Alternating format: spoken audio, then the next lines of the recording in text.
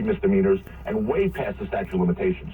So you had to cobble some misdemeanors together to show that it was done with intent to cover up another crime, and that crime would be a violation of federal campaign law, which the FEC said did not happen. The U.S. Attorney's Office of the Southern District said did not happen. So I really am not going to be shocked to see what's in this indictment. I'm going to be curious, of course, but we do know that the counts revolve around the interaction with this settlement agreement with Stormy Daniels. What should we expect to see on Tuesday exactly? That's a great question, George. This is unprecedented. I don't know. I've done a million arraignments in that courthouse with celebrities and whatnot, but this is a whole different thing.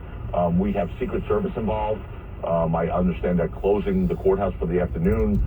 I just don't know what to expect to see. Hopefully, what I hope is that we get in and out of there as quickly as possible, that it's, at the end of the day, a typical arraignment where we stand before the judge, we say not guilty, we set schedules to file motions and whatnot or discovery, and we move forward and get out of there. I mean, look, I understand there's, a lot of emotion on both sides of the aisle here. For me, as a litigator, as a lawyer, I want this to be done as smoothly and quickly as possible and begin this fight to really put justice back on course to the degree we can. Because I've said once the rule of law falls in this country or is stretched so far to try and get a political opponent, it's often hard to get that rule of law back to its original shape.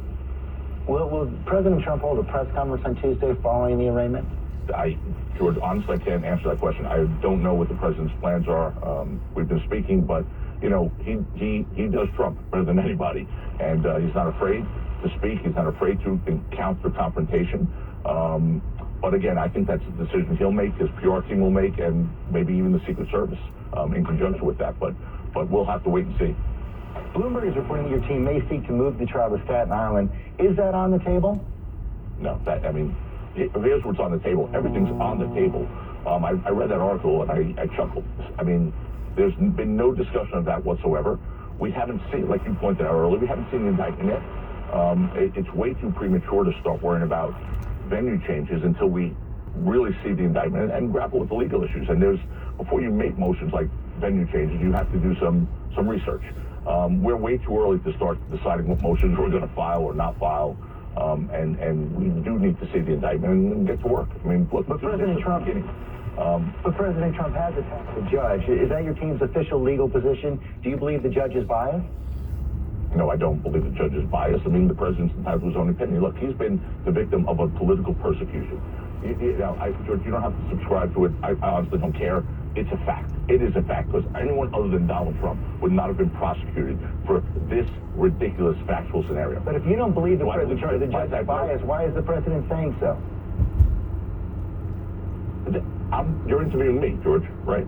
But you're his attorney. For anyone else except me.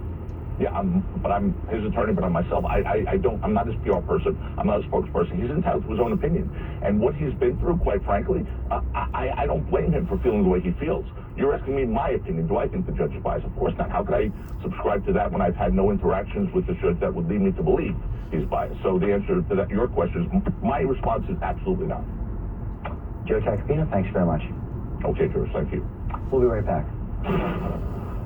This is Caroline Hyde. And I'm Ed Ludlow. Join us for Bloomberg Technology, a daily podcast focusing exclusively on technology, innovation, and the future of business. We bring you the latest headlines from tech top companies and conversations with the industry's biggest decision makers. We will have to show our own productivity gains. Privacy is a hugely important issue. It's extraordinary what chip technology can achieve. The Bloomberg Technology Podcast, every weekday. Subscribe today on Apple Podcasts, Spotify, or at Bloomberg.com.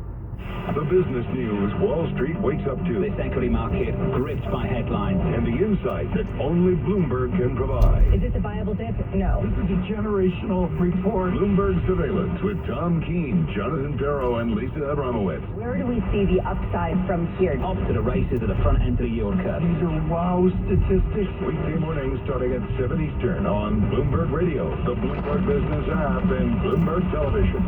Bloomberg, the world is listening. Now, your 3-day weather forecast on Bloomberg 1130. Sunny and breezy, high near 50 today. Tonight, look for clear skies, low about 35. Tomorrow, a mix of sun and clouds, warming up to near 60 degrees. Tomorrow night, partly cloudy, low about 50. And for Tuesday, even warmer, partly sunny skies, high between 65 and 70. That's your Bloomberg 3-day weather forecast. I'm Susanna Palmer. Now this check of Bloomberg Sports.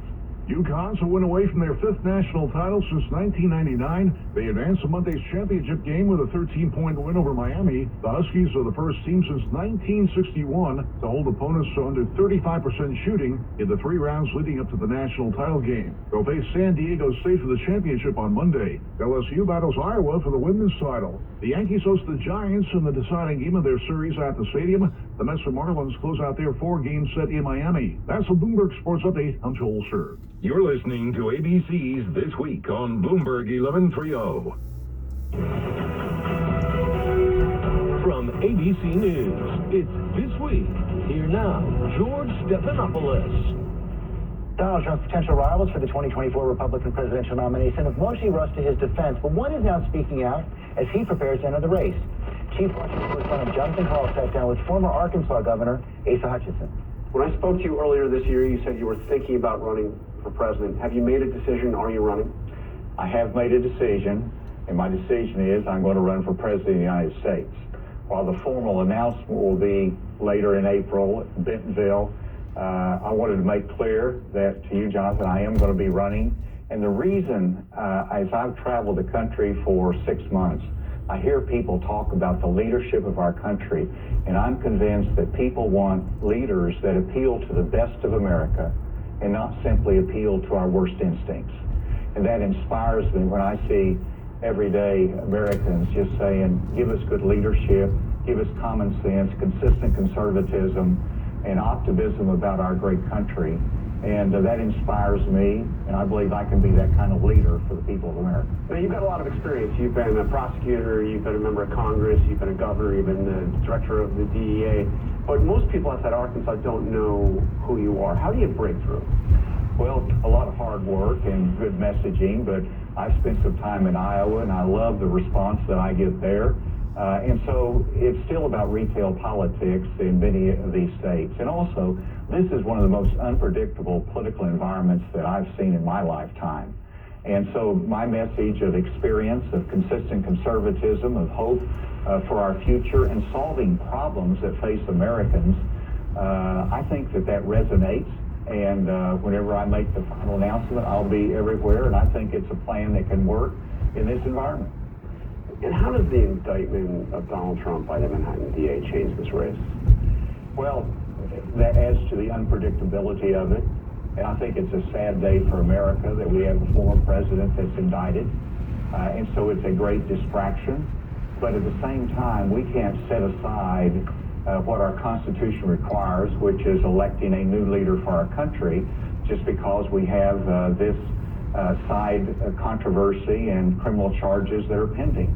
And the American people are going to have to separate what the ideas are for our future, going to talk about border security and the economy. We have to talk about those. We have to talk about the leadership of America in the world whenever you have Russia and China taking advantage of any weakness that America shows. So we can't be sidetracked for a year and a half. You suggested recently that if Trump were to get indicted, that he should drop out of the race. Do you believe that now that he's been indicted? Should he drop out? Well, I do. First of all, the office is more important than any individual person. And so for the sake of the office of the presidency, I do think that's too much of a sideshow and distraction, and he needs to be able to concentrate on his due process, and there is a presumption of innocence.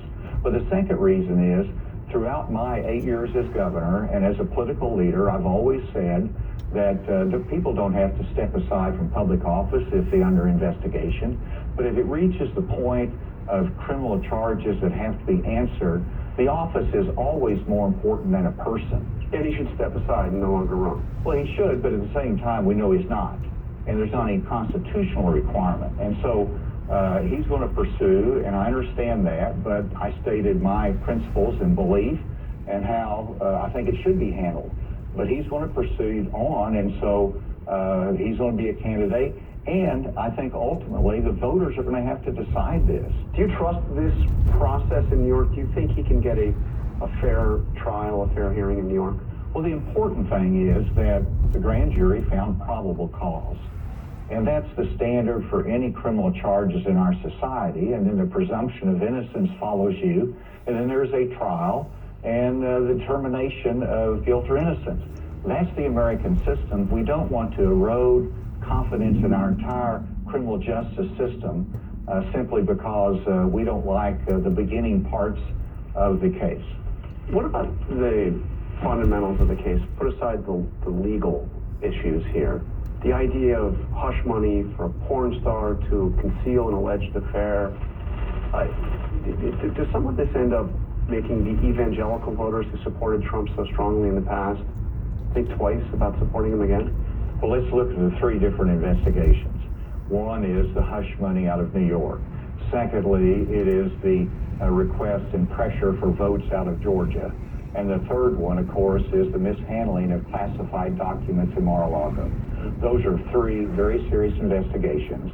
You might say one of them doesn't showcase anything, but when you look at all three of them combined, it should give Americans pause. When you ask about the evangelical community, I'm part of that. And I believe that the evangelical community understands that we need to have a leader that can distance themselves from some of the bad instincts that drive Mr. Trump. And I hope that we can do that in the future. You recently said that your lane is the non-Trump lane as opposed to the anti-Trump lane. What do you mean by that? Well, it means that I'm providing an alternative to the former President Donald Trump. Now, when I say non-Trump, I want to be able to speak to the Trump voters. I want to be able to speak to all of the party and say, this is the leadership that I want to provide. And I think that we need to have border security. I think we need to have a strong America. I think we need to spend less at the federal level.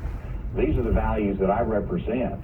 Chris Christie, speaking in New Hampshire recently, said that the key is Republicans need to be fearless in taking on Donald Trump. That does not seem to be the case. Well, I mean, look at how candidates and potential candidates have reacted to the indictment. I mean, they've rallied to Trump's defense effectively. I know there's going to be some that say I should be tougher on the prosecutor. I should be tougher on the unfairness of this. I've expressed my view that I wouldn't bring those charges if I was a prosecutor.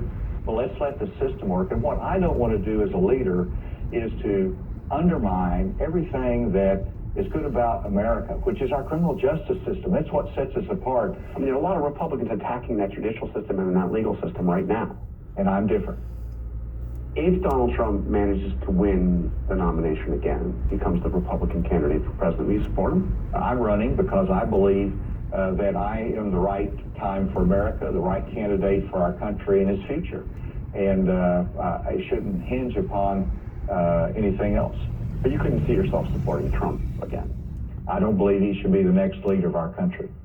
We'll be right back. The Markets in Focus every business day. The Tape Podcast with Paul Sweeney and Matt Miller. Are there some sectors that you want to have more or less exposure to? These equity indexes just keep going up. Analysis of the day's Wall Street action. What's the thought on Apple here? From Bloomberg Intelligence, Bloomberg Opinion, and influential newsmakers. The bond market was the boss. The Tape with Paul Sweeney and Matt Miller. Subscribe today on Apple, Spotify, and wherever you get your podcasts. Three hosts who know the markets and the economy. Lisa, you're not embarrassed. I mean, Abramowitz is not embarrassed, right? Looks like I carried away. Almost as well as they know each other. Tom's a little tired. He slept on my couch last Well, it's night. just, thanks, Jeff. Got a few I athletes. appreciate it. Bloomberg Surveillance with Tom Keene, Jonathan Ferro, and Lisa Abramowitz. Do you think the bankers want high rates, Lisa? Do you think the sky occasionally is blue? Weekday mornings at 7 Eastern on Bloomberg Radio and Bloomberg Television. I'm ABC's George Stephanopoulos, and you're listening to Bloomberg 1130. Bloomberg Radio, on demand and in your podcast feed. On the latest edition of the Bloomberg Business Week podcast, a wide-ranging conversation with Fort Worth, Texas Mayor Maddie Parker.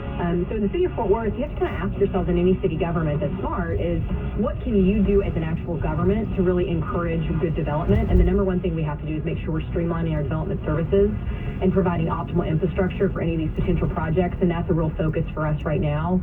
And second is really make sure we're having frequent meetings with organizations like our real estate council locally to understand the needs on the private side and understand how they're kind of thinking about housing stock in the future and what these projects really look like. And then lastly, everyone's been really nervous in the last few weeks, especially after Silicon Valley Bank and then First Republic and these considerations, is what does that mean for the banking industry in general? We're very proud of our banking industry here, regional banks, community banks, large players here in North Texas. And we see a real stronghold and a positive economic outlook, but we have to all recognize that could change tomorrow and being really responsible with the rhetoric that we're using to support the banking industry here. What are some of the biggest regional banks that are in that particular area in Texas? I think probably I would say Comerica is a big one. Frost Bank is a big one as well. UMB is another great regional bank. I think everybody uses a different definition of what's regional versus community bank. But I think it's important for me to mention in North Texas and Fort Worth specifically, some of our most amazing corporate partners are actually these banks that really care about their clients differently than maybe you see across regions. They feel like they're family.